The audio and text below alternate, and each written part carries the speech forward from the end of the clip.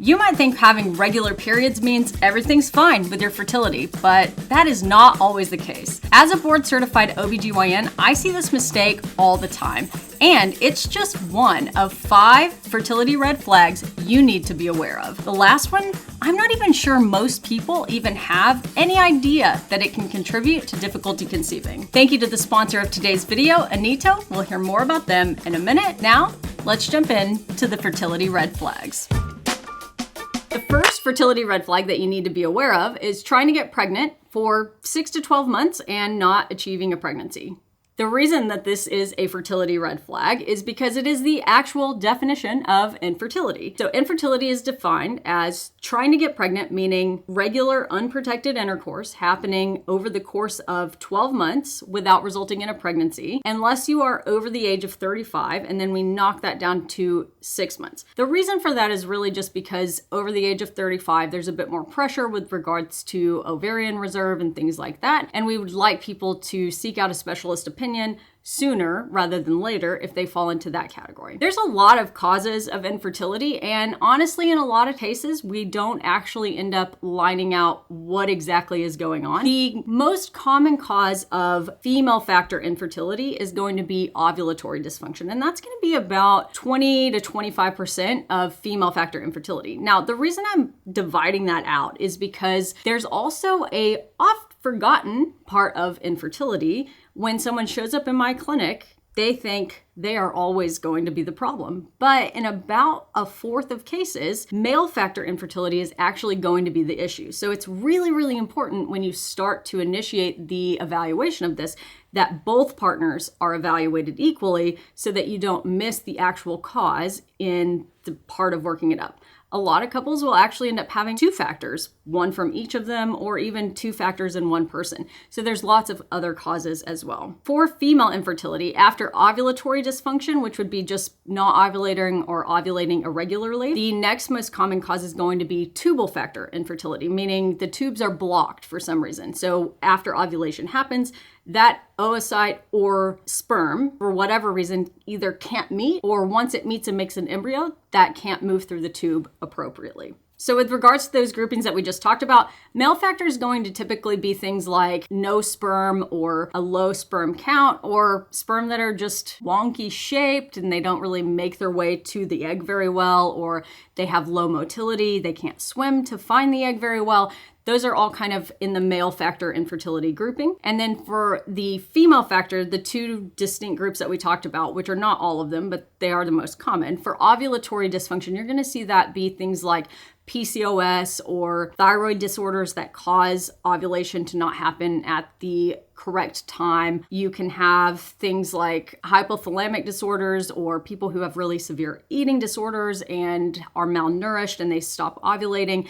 You can see this in people with premature ovarian failure, which is early menopause. And then in the tubal factor one, this is going to be anything that could damage the tubes over the course of your life, or any kind of genetic or birth differences in the tubes that affect how embryos move through them or how sperm get to the egg through them. And then, like I said earlier, mixture of factors in some people, and in about 10 to 15% of people who are in a couple that is having trouble with trying to conceive, we never actually identify what the problem is. Now, importantly, those people don't always end up not having a baby ever, but it is very frustrating when you fall into that category where we just have to eventually go, I'm not really sure what's causing this. We still have things we can offer you, but it is really infuriating when it is you and you can't get any answers. The next fertility red flag we're going to talk about is something called anovulation or oligoovulation. Now, those are just big words for not ovulating or not ovulating as regularly as you should. And a really, really common misconception here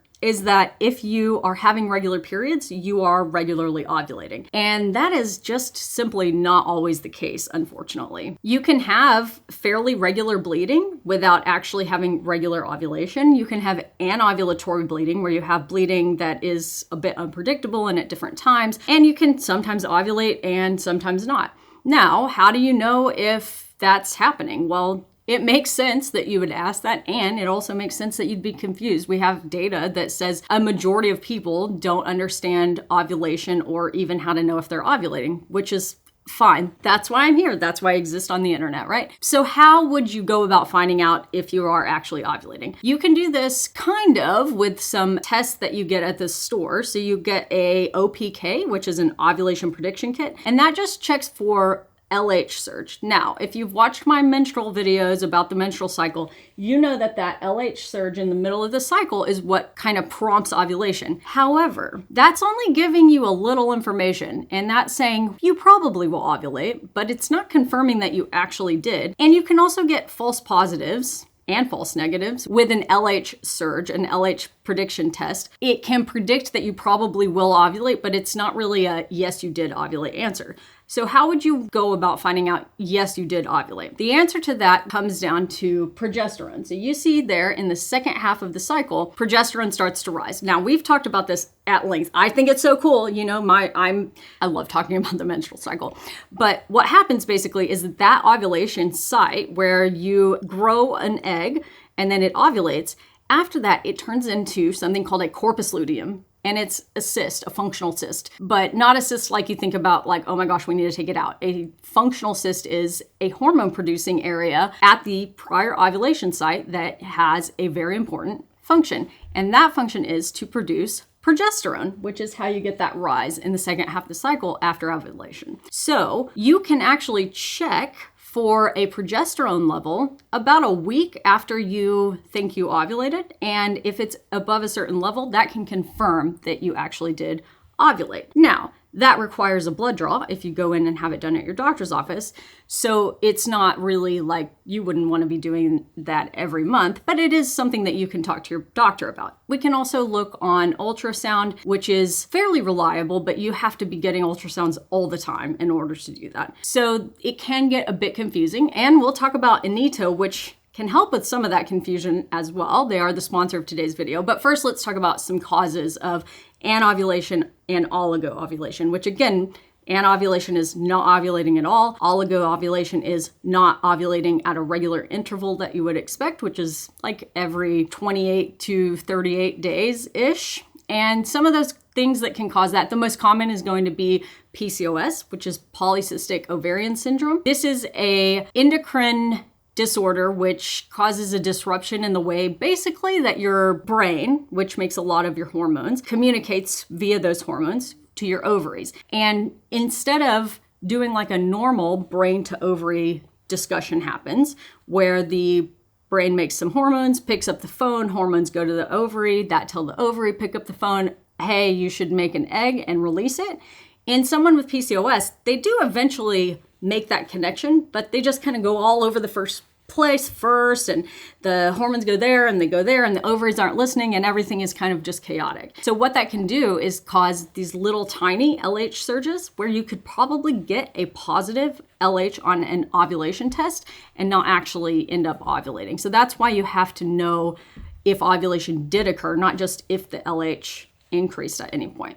Other things that can cause not enough ovulation or no ovulation are thyroid disorders. So if you have hyper or hypothyroidism, that can contribute, either of those, to not appropriately ovulating at expected intervals. And then, as I talked about earlier, malnutrition, where you don't have enough body fat percentage to continue having a menstrual cycle, can cause lack of ovulation. So in those people, a lot of times before they actually completely lose their menstrual cycle, so you think about this, sometimes you hear about people with eating disorders or severe malnourishment, or people who are extreme athletes, things like that, they stop having periods. But sometimes in the 6 to 12 months before the period completely goes away, they will get really irregular or unpredictable ovulation that's not happening at a normal interval. And then things like menopause or premature ovarian failure can also lead to not ovulating appropriately. Tracking cycles is really important for anyone that's trying to get pregnant, in my opinion. It helps us get a lot more information and kind of get a cursory idea about what's going on, even before we've had the opportunity to do blood work or anything like that. But how do you check and see if someone is actually ovulating? Like we said, you can use ultrasound. You can do a serum progesterone test on cycle day 21. Another option that you can do is a urine PDG test. PDG is a progesterone metabolite that is filtered filtered out through the kidneys and excreted in the urine. So you can do a urine test for that. I think that tracking cycles is really, really important for anyone who's trying to conceive because it gives you a lot more understanding of what's going on. And if you end up coming to me because it's not happening, it gives me a lot of information. Even before I can start getting blood work and things like that, I can sometimes figure out what's going on just by looking at your cycle charts. And that is really important, but it's not always enough because I can't always look at your cycle charting and tell you if you're ovulating or not. You might have noticed a theme in everything I'm saying here that having regular periods does not necessarily mean you are regularly ovulating. So that's where the sponsor of today's video actually comes in. You're probably noticing a theme here that just because you are having periods doesn't mean you're actually ovulating. And that is where the sponsor of today's video, Anito, has completely changed the game. Anito is a home fertility monitor that I have personally been using for years. I'm not even trying to get pregnant. I just really enjoy tracking my cycles with it. And when they first reached out, of course, I wanted to know that the product was data-driven and backed by science, and I wanted to try it out for myself. And I am not kidding when I say that my little nerdy reproductive brain cannot get enough of tracking my cycles with Anito's monitor. The device comes fitted for your smartphone, and using the urine test strip, it will give you an actual readout of numerical levels for each of those 4 hormones, which allows for more accurate prediction of the fertile window and for confirmation of ovulation. And if you don't ovulate, Anito will actually send you a notification that says ovulation was unlikely to have occurred in that cycle, which means that you can actually identify if you're having anovulatory cycles, and that is excellent information to bring to your healthcare professional if you are going in to be seen about trying to get pregnant or thinking that you might not be ovulating. So in the app, you can actually see numerical results for each of those 4 hormone levels, and it also will say something like low fertility on days when you're unlikely to get pregnant. As you move closer to that fertile window, it will say high fertility and eventually peak fertility. And that's when you are at the time of your cycle where you're most likely to conceive. Then in the second half of your cycle, it will note if you have a rise in PDG, which is that urine metabolite of progesterone, to allow it to confirm ovulation has occurred with 99% specificity, and even using past data from your cycles to make those predictions more accurate. While I'm not trying to conceive, Anito is an incredibly useful tool for anybody who is, because instead of guessing as to if you're ovulating, you're now able to get actual quantified data about your own body, which is something no other home testing kit on the market can currently provide. So if you're in that stage of trying to conceive where you find yourself asking, am I even ovulating? Or if you just want to track and understand your cycles on a deeper level, Anito is genuinely one of the most powerful tools available. It's science-backed, FDA registered, and so easy to use right from the comfort of your own home. If you'd like to try out Anito and support my channel in the process, you can get an exclusive discount by using my code on the screen here or going to the link in the description box down below. Thank you to Anito for sponsoring this video and being such a valuable partner to me in spreading good information. Now, let's get back to the fertility red flags. The third fertility red flag that you need to be paying attention to is irregular periods. So earlier we talked about ovulating not enough or never, and how sometimes you could still have regular periods or regular bleeding and not realize you're not ovulating. This time we're talking about irregular cycles. When you have periods that are pretty significantly different in how long the menstrual cycle itself is, like the whole thing, not just the days that you're bleeding, that indicates to us that something's going on that is not normal. A few days here and there, your periods and menstrual cycle in general can vary. So you might have, 28 days between a cycle 1 month and 31 month. And that's probably okay as long as it's within a fairly close range most of the time. But if you are 1 month, it's 28 days between periods, and then the next cycle it's 52, and then the next one it is 22, and then the next one it is 39. This is really irregular and not normal. And that is something that you absolutely should pay attention to because it might signify the same problem that we were just talking about, which is irregular or unpredictable or lack of ovulation. So to review, the 3 red flags that we've talked about so far are number 1, trying to get pregnant or having sex for 6 to 12 months, depending on the category you fall into, without achieving pregnancy. Number 2, regular cycles, but not actually ovulating. Number 3, irregular cycles, which might indicate a problem with ovulation. And the causes of this one are quite similar to the causes of the last one. So I'm not going to go through all of that. It's just the difference in how is it presenting. I'm still having regular periods, but I'm not ovulating like I should. Or I'm having very irregular periods, which might indicate that I'm not ovulating as I should. Why does ovulation matter so much for fertility? That seems like a silly question, but it's not, because it is really important. And I think we all know that, like, deep down, but why? If you think about it on a real surface level, irregular ovulation means that you have not only less opportunity over the course of a year to get pregnant, but it is less predictable with regards to when you should be actively trying to get pregnant. And in the beginning of people's trying to conceive journey, trying or actively trying to get pregnant usually just means having sex without condoms or other contraceptives fairly regularly. But as you move through the fertility journey, and I know this personally from experience, but also people I've taken care of, it starts becoming this like very scheduled and oftentimes really difficult to manage because it can be overwhelming and stressful, like coordinated scheduling kind of thing. Very romantic and sexy, I know. But it does make timing intercourse really difficult when you have really unpredictable, irregular cycles. So even if you are ovulating, if you can't figure out when it's going to be, it's hard to time intercourse appropriately. So if your cycles are all over the map, 28 days, 1 month, the next cycle's 45, that might be a fertility red flag that your body's waving, and you should bring it up with your doctor. Now, importantly, none of these mean you can't get pregnant, okay? So please don't, in any of this here, if you have this, you are infertile. That's not the case. And don't let it panic you. It's just things that you should have looked at. And also, please don't hear, if you have this, you can't get pregnant, and then think, oh, well, I don't know, use birth control because you said I have infertility.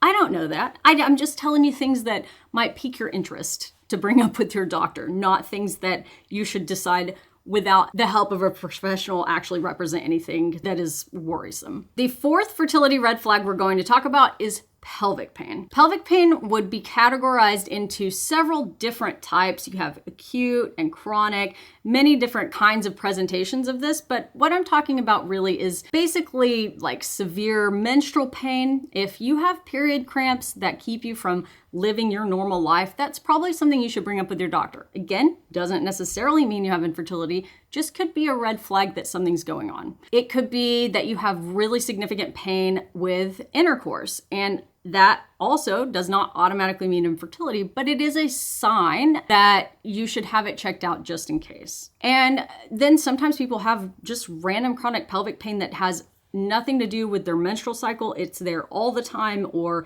it has no pattern that they can identify. And these are things that you need to bring up with your doctor or advanced practice provider if you are anticipating that you want to try to conceive soon. Now, obviously, the most commonly understood, or like the first thing that comes to people's mind when I talk about this, is going to be endometriosis. And that certainly is a really common etiology for chronic pelvic pain that is sometimes associated with infertility, because that's often how that presents. However, interestingly, endometriosis is a very poorly understood relative to other things, even in this field, but especially in general medicine fields, entity. And what we see actually is that it doesn't have a great correlation between how significant somebody's pain is and how physically damaging the endometriosis is. So what that means is I can have someone who has debilitating daily horrible pain, and we go in to do a laparoscopy to look for endometriosis, and I can only see just a few tiny spots. Or I've also had people who have no pain at all, and they come in with infertility, and we do a laparoscope to look and see if anything's going on, and to also test to see if the tubes are open. And I find terrible, significant adhesions and scarring and things like that from endometriosis in the pelvis, and they haven't ever had any pain. So it's not very helpful to predict how severe somebody's endometriosis is just based on pain. And importantly, just because I can hardly see anything does not mean your pain's not real. It is really, really common for these two entities to not really have a correlation like that. The reason that's important for fertility is because in endometriosis, one of the ways that that causes infertility is by damaging the tubes. And that means that you could have not really very severe pain, but actually it is causing a problem with the tubes. So that's important to get checked out with your doctor as well. Other conditions that could cause this would be things like adenomyosis, which less associated with infertility, but can cause chronic pelvic pain and does have an association with endometriosis. Adenomyosis is kind of where the cells that look like they should line the uterus actually get too deep into the muscle of the uterus, and that cause really heavy, painful periods. Other things would be like scarring or adhesions from other surgeries, or if you had an appendix that was very infected and ruptured, and any kind of infections in the abdomen or significant pelvic surgeries can contribute to this as well. Unfortunately, this is one of the ways that we see diagnoses of the cause of infertility delayed for a very long time, because the average time from onset of symptoms, if you have them with endometriosis, to diagnosis of endometriosis is 10 years, which is horrendous and awful. And it is often a frustrating, infuriating, long journey. The other reason that it delays the diagnosis in infertility often is because of what I was saying earlier, where you may have no pain symptoms, but you actually do have endometriosis and you didn't know. So there's just important things to talk about with your doctor and bring up if you're worried about it. So the take-home message of that is, if you have period pain that keeps you from living your life, if you have pain with sex and it is hard to even enjoy your sex life because of it, if you have trouble getting pregnant and can't really pinpoint anything that's going on, these are not just annoyances. These are things that are red flags to bring up with your doctor. And the fifth fertility red flag that we're going to talk about is a history of prior pelvic infections. This is one that I see people really not associating with infertility very frequently. This would be things like we were just talking about if you've maybe had an appendix that ruptured, but this also includes STIs. So what we see is sexually transmitted infections, particularly chlamydia, but any of them, have a stacking effect with regards to your risk of infertility. So if you had chlamydia when you were 19 and you got treated, then you have a slight increased risk of infertility. But if you've had multiple episodes, even that were treated early, that significantly amplifies the risk. And the reason is because chlamydia and other STIs have a propensity to cause significant damage to the tubes. And that either means they can get blocked or they're just damaged enough on the inside that the sperm has trouble getting to the egg, or the embryo, once it's fertilized, just doesn't make its way down the tube in a timely fashion and doesn't get the opportunity to implant like it should have. So this history, when we're talking to you about it in clinic, is not because we are caring from a judgmental standpoint. It's because it does affect your health and it helps guide us as to what we should be looking at with regards to you having trouble conceiving. The other part of this is that if you had an STI like chlamydia that didn't get treated early and progressed to what we call PID, pelvic inflammatory disease, which can also be caused by things that are not sexually transmitted infections, is just how it's most commonly seen. Then PID, which is when that infection moves from just being in the vagina, cervix, all the way up into the uterus and tubes and causes fulminant pelvic disease, that can significantly increase the risk of infertility due to tubal damage, even with just one episode. This, you would know if this was something you had, because most of the time people are very, very sick and have to be admitted to the hospital, or at very least given at least some IV antibiotics. So you would know if this was in your history, but that is a really, really important thing for you to tell us.